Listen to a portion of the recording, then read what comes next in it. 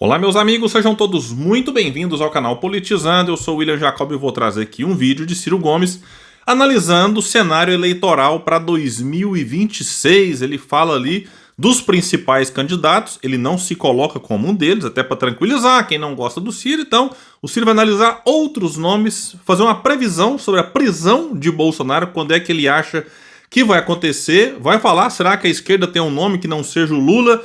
É um vídeo que está viralizando nas redes sociais, já atingiu aí muito mais que 1 milhão de visualizações nas redes. E eu vou trazer para vocês, com alguns comentários pessoais, o que eu acho aqui, dando os meus pitacos, mas principalmente trazendo aqui a visão de Ciro. Mas antes, quero pedir a sua ajuda. Chegou no canal, deu uma olhadinha, viu que não está inscrito? Se puder, se inscreva, não custa nada, nos dê essa força. Ativa o sininho das notificações, gostou do vídeo, vai para cima, não gostou para baixo, comenta, compartilha e espalha. Vamos trazer mais pessoas para cá, porque aqui nós lutamos por um Brasil melhor. Pessoal, 2026 não tem nada definido, né? Óbvio que muito menos o resultado.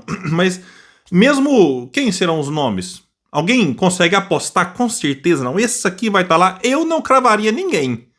Sério mesmo assim, eu não consigo afirmar que o Lula vai estar. O Lula tem o direito de disputar, mas eu acho que ele vai avaliar algumas questões. Tem questão de saúde, a idade que vai chegando. Se ele chegar lá com chance de derrota, Lula vai enfrentar uma disputa podendo sair dela derrotado ou não. Ele é o favorito, digamos assim, por ter a máquina na mão, é quem está no poder. E todo mundo que está no poder, independente se é do PT, se é do PL, se é de qualquer partido, tem uma vantagem em relação aos outros. Então Lula tem essa vantagem para 2026. E do lado do Bolsonaro, quem vai ser? Não se sabe se vai ser a Michelle, o Eduardo, se vai ser o Flávio, se for alguém da família, né? Se for fora da família, vai ser o Tarcísio, não vai ser. Nessa direita que, digamos, é bolsonarista, mas não é. O Zema vai disputar, não vai. Então tem muita coisa acontecendo, então não dá para cravar. Nem que o Ciro não vai estar, ele fala que não vai disputar, mas eu não apostaria, que o político muda de ideia. Vamos trazer aqui então o próprio Ciro, estou um pouco gripado, então vocês vão perdoando aí, comentando o cenário para 2026, dando aqui os pitacos dele em relação a isso aqui. Vamos lá então trazer aqui, começar o vídeo. Tem aqui o negócio aqui, tá aparecendo na minha tela, vamos minimizar. Deixando aqui arrumadinho para vocês. Então vamos lá então trazer aqui agora Ciro Gomes, que participou de um fórum. É bom explicar, ele estava ali participando como convidado. E aí perguntaram várias coisas, vários vídeos dele aí, né, deram uma viralizada nesse fórum aqui, e esse foi um deles. Nebulosidade no cenário, porque você tem esta variável. O Lula vai chegar na eleição com mais de 80 anos. Ontem ele cancelou o compromisso de um jantar início. Do jeito que eu sei que ele é deslumbrado e que a Maria Antonieta, que o acompanha, gosta desse negócio e tal, é sintomático daquilo que eu estou sabendo. O Lula está cansado. E a vida chega para todos nós. Isso não me agrada dizer, mas apenas constato porque é uma variável pública. Uma variável pública. Ele, se tivesse um pouco de responsabilidade com o país, não seria mais candidato. E eu acho que ele pode chegar a essa conclusão. Se ele não é, descomprime muito o quadro.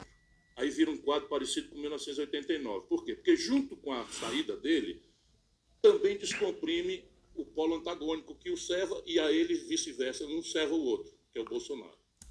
Aqui eu faço uma pausa para explicar uma coisa que é óbvia. O que o Ciro está falando aqui não é palpite, desejo, é uma questão óbvia.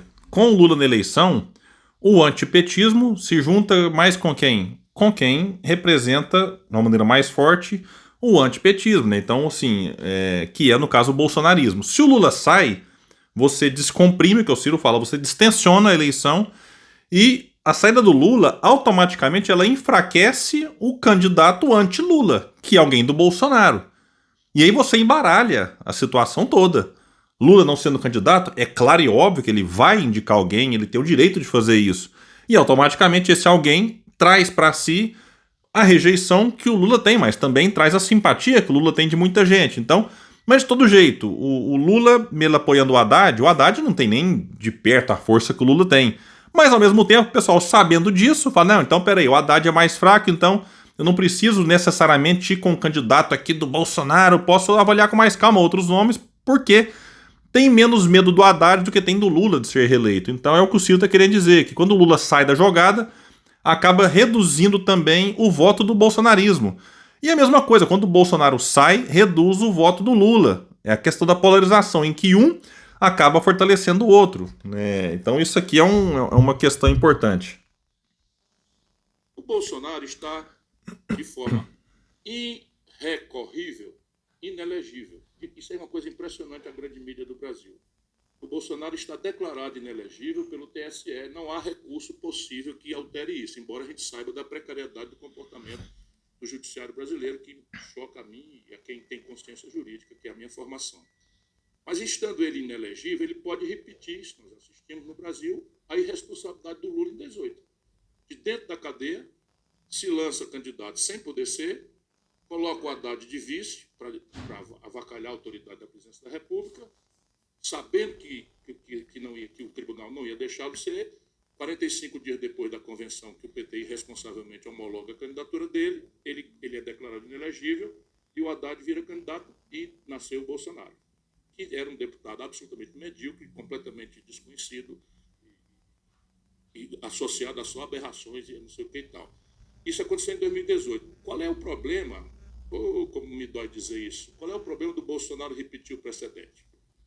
Então, de dentro da cadeia, agora a condenação vai ser mais ou menos em outubro, pelos prazos, quem está acompanhando, quem conhece o direito sabe, eles já estão fazendo o interrogatório já ouviram o testemunho de defesa e tal, pode ser que tenha alguma perícia e tal, mas em agosto vai ter sentença. E aí, embargo, não sei o que e tal, em outubro o Bolsonaro deve estar condenado à cadeia. O Bolsonaro pode se lançar de dentro da cadeia, candidato a presidente do Brasil. Quem reclamar, ele vai dizer, o Lula não fez, por que eu não posso fazer? Esse é o desserviço da esquerda mentirosa que ocupou o lugar da verdadeira esquerda na nossa disputa no Brasil. Então se lança com, digamos assim, a Michele, a sua esposa, candidata a vice. Estou fazendo aqui um cenário. E aí o TSE, 45 dias depois, vai dizer não pode ser, e ele lança a Michele. Ele, de dentro da cadeia, já vai provocar uma comoção no emocional brasileiro, que acrescenta mais uns 6 a 8 pontos hoje na vitória que ele já tem. Então é o seguinte, nós estamos caminhando para ter uma solução desse tipo. Suponha que o Lula, não sendo candidato, distensione isso. Aí você tem uma fila de candidatos, digamos assim, viáveis pela direita. Aqui ele vai fazer uma análise que deu polêmica. Ciro elogiou, fulano elogiou Beltrano. Então aqui ele fez uma análise, supondo que o Bolsonaro não é suposição. O Bolsonaro está inelegível e vai ser preso. O Ciro disse isso aqui, no vídeo. Aí o Ciro agora supõe que o Lula não dispute. Aí ele fala, peraí, agora na direita tem uma fila de nomes viáveis, que tem chance. E na esquerda? Esse é o problema. Vamos lá.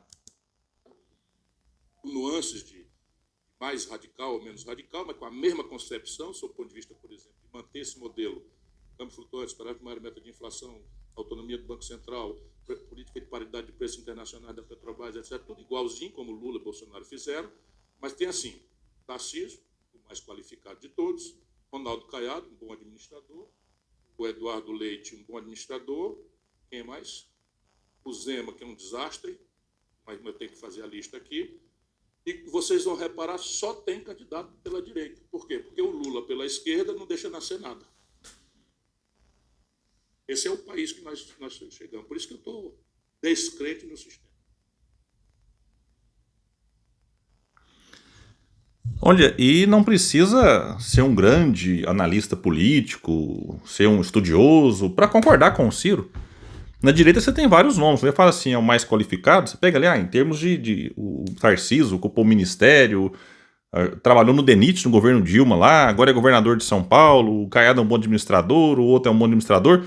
Mas antes ele fala, todos esses, se forem eleitos, vai manter o mesmo sistema econômico, mesmo, que vem sendo praticado aí tem uns 20, 25, 30 anos, desde o Fernando Henrique para cá. E que vem sendo aí, né, pior de um lado, melhora um pouquinho de outro, aí teto de gás, PPI, não sei mais o que. Então, se ele fala, essa galera manteria isso, então tem ali as suas pequenas diferenças. Então tem uma fila, Zema, Caiado, que é um desastre segundo ele o Zema, o Eduardo Leite, o Tarcísio, eu até esqueci o Ratinho Júnior, que é o governador do Paraná, e no campo chamado progressista na esquerda, só tem o Lula. Quando você tira o Lula, o Haddad perdeu em 2016 pro Dória, perdeu em 2018 pro Bolsonaro, perdeu em 2022 pro Tarcísio. Não é possível que vão apostar no Haddad de novo. Não sendo o Haddad, que é o nome mais famoso da esquerda tirando o Lula, mais famoso assim, tinha o Flávio Dino, mas foi para o STF, que o Lula indicou. Eu acho que ele foi um problema, mas o Dino não vai abrir mão do STF nunca, eu acho, para disputar a presidência da República. Ministro do Supremo Tribunal Federal, o cargo vitalício, até 70 e tantos anos, ou até aposentar quando quiser lá para frente. Então é esse é o desastre da esquerda. E assim, não dá para achar que isso é obra do acaso. Nossa, de repente a esquerda ficou sem ter um nome forte. O Lula tem responsabilidade.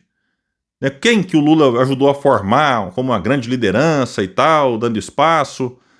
Pegar os próprios ministérios aí, ele trouxe um monte de gente aí já antiga da política para ocupar espaço. Gente que ficou com ele lá em 2002, o primeiro governo dele, que era ministro, aí veio de novo. Então, assim, não tem renovação no campo progressista, não tem renovação no PT. Tem alguns governadores aqui e ali, mas também, quando são testados em pesquisas aí, Camilo Santana, por exemplo, foi governador do Ceará, agora é ministro da Educação, atinge números pífios. Então é uma questão preocupante, mas que não é obra do acaso. A gente poderia ter tido a Heloísa Helena, por exemplo, Marina Silva, de quem eu já gostei mais, agora ando discordando de muita coisa. Lá atrás, Cristóvão Buarque, de quem eu também discordo de um monte de coisa, de uns tempos para cá principalmente, teve uma postura lamentável no fim do seu mandato como senador, mas eram figuras que estavam no campo progressista, de alguma forma foram sufocadas pelo PT, que não, que hegemonizou o campo, o que é bom para o PT, isso é um fato, óbvio, mas para o campo progressista como um todo foi muito ruim. Agora tá aí, 2026, batendo na porta. Se não for o Lula, quem vai ser? Deixa aqui embaixo, a opinião de vocês é muito importante. E quem puder, espalhe e compartilhe esse vídeo. Vamos trazer mais pessoas para cá, porque aqui nós lutamos por um Brasil melhor. Valeu, gente, até mais.